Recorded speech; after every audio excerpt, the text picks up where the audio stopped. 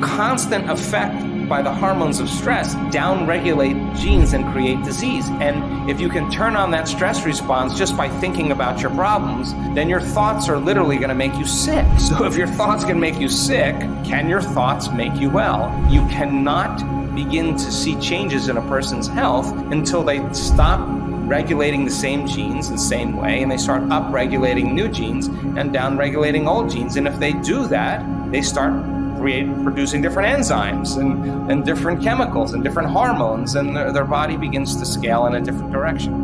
All you need is that first person that stands on the stage and says, hey, I walked in here with Parkinson's disease. I have no idea what happened, but I'm not trembling anymore. And boy, that last thing, just something clicked for me. And the person in the audience was watching the 4-minute mile right in front of them and going, wow, that guy looks like he's not a vegan. He doesn't look like he's particularly in shape, but his Parkinson's went away. And wow, I mean, if he could do it, I could do it. And somebody else changes their belief. And now that's a footprint in consciousness. Get enough people doing that.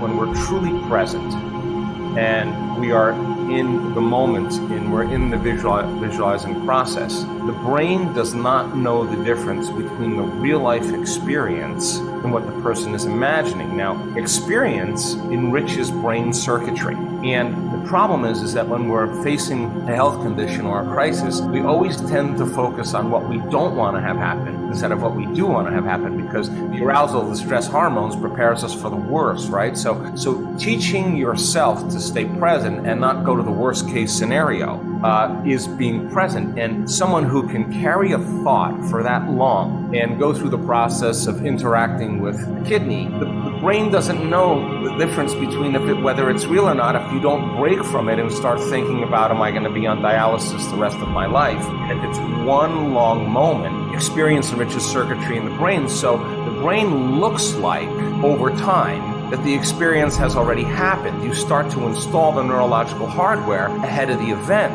Now, if you keep doing it, the hardware becomes a software program, and it becomes easier to do it the next time, because now you're creating circuitry. And what is mind? Mind is the brain in action. So you're installing a new mind. That people can heal that quickly in 1 week. Yeah, because what if they create an inner event that carries an amplitude of gratitude or joy or freedom? Break through from the chains of the past. When the body is liberated and you feel that elevated emotion, the stronger the emotion you feel from that breakthrough, the more you're going to pay attention to the image in your mind. And now you're beginning to brand new circuitry in the brain, and your body's being conditioned into a new future. And the stronger the emotion you feel, the more you pay attention to the picture, the more you're conditioning the body over time to the future instead of the past. So now you keep knocking on that genetic door emotionally, then that emotion ultimately signals a new gene that upregulates that gene to produce better proteins. And the person then all of a sudden starts healing. And we have research to show